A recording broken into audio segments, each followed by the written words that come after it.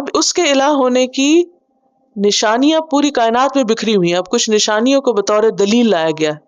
یہ اگلی آیت میں اللہ کے الہ یا معبود ہونے کی دلیل دی گئی ہے کہ کون ہے اللہ، وہ جس نے یہ سب کچھ بنایا. کیا؟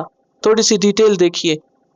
کائنات میں جو کچھ ہے یہ اللہ کا تعارف ہے، اس کی قدرت کی نشانیاں اور جھلکیاں ہیں کچھ.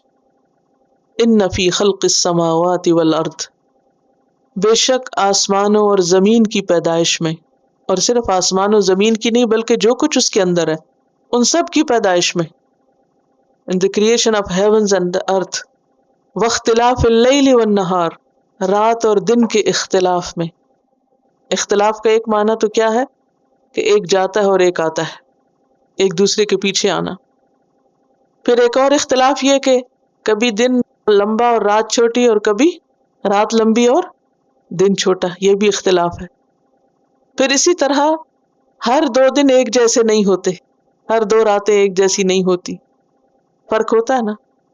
کوئی دن خوشی کا ہوتا ہے، کوئی غم کا ہوتا ہے، کوئی کیسا ہوتا ہے، کوئی کیسا ہوتا ہے. انسانوں پر بھی اور قوموں پر بھی مسلسل چینجز آتے رہتے ہیں، مسلسل تبدیلیاں آ رہی ہیں. تو یہ تبدیلیاں کیا ہیں؟ دراصل اختلاف. تو رات اور دن کے اختلاف میں، کانسٹنٹ چینجز میں، والفلک اور کشتیوں میں. فلک جو ہے مذکر مؤنث واحد جمع سب کے لیے آتا ہے، اور اس میں شپس اور آبدوزیں، سب مرین سب شامل ہیں. اور وہ کشتیاں التی تجری فی البحر، وہ جو سمندر میں چلتی ہیں. اور میں کے میں نے 2 معنی لکھائے تھے، کیا؟ اندر اور اوپر.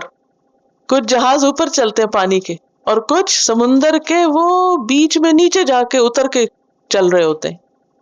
تو وہ کشتیاں جو سمندر کے بیچوں بیچ چل رہی ہوتی ہیں، کس چیز کے ساتھ؟ بما ينفع الناس، اس چیز کے ساتھ جو لوگوں کو فائدہ دیتی ہے، جو لوگوں کے لیے بینیفیشل ہے. کیا؟ سامان تجارت. کتنا سامان ایک کانٹیننٹ سے دوسرے میں ایکسچینج ہوتا ہے ان شپس کے ذریعے.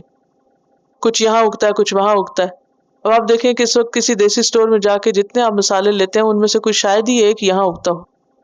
تو وہ کیسے یہاں آتا ہے؟ امپورٹ کیسے ہوتا ہے؟ سب بائی ایئر تو نہیں آتا. ہوائی جہاز تو اب بنے ہیں، اس کے لیے بھی لفظ استعمال ہو سکتا فل کا، کیونکہ گھومنے والی چیز کے لیے آتا ہے. تو یہ سب کچھ ایک جگہ سے دوسری جگہ کشتیوں کے ذریعے پہنچتا ہے. تو یہ ہے جو لوگوں کو فائدہ دیتا ہے. پھر انسانوں کی سواری کے کام آتا ہے، اس میں بھی نشانی ہے. وما انزل اللہ من السماء، اور جو بھی اللہ نے آسمان سے اتارا، اوپر سے جو بھی چیزیں آئیں، من ماء، پانی میں سے، یعنی خصوصی طور پہ پانی بارش کا جسے ہم دیکھتے ہیں. فاحیا بہ الارض، پھر اس نے زندہ کیا اس پانی کے ذریعے زمین کو. زمین کے خشک ہونے کے بعد جب زمین جاگی اور اس میں سے نباتات اٹھے، فاصبح الارض مخضرہ، سرسبز ہو گئی، تو یہ اس کا زندہ ہونا ہے.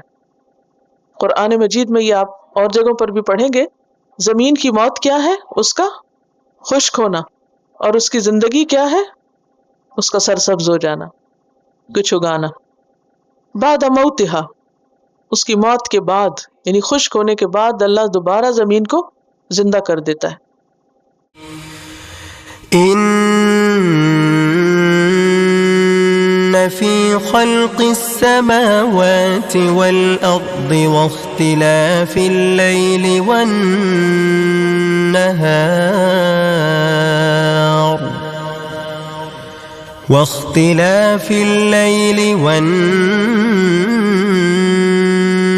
والنهار والفلك التي تجري في البحر بما ينفع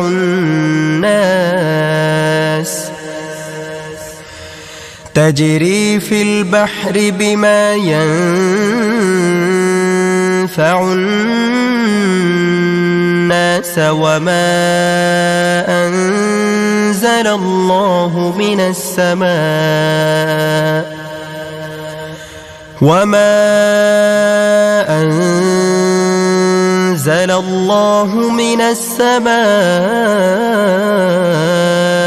من ماء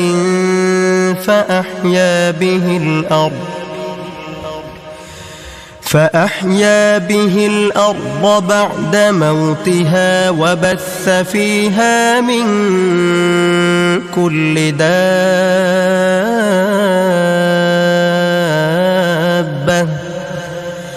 وتصريف الرياح والسحاب المسخر بين السماء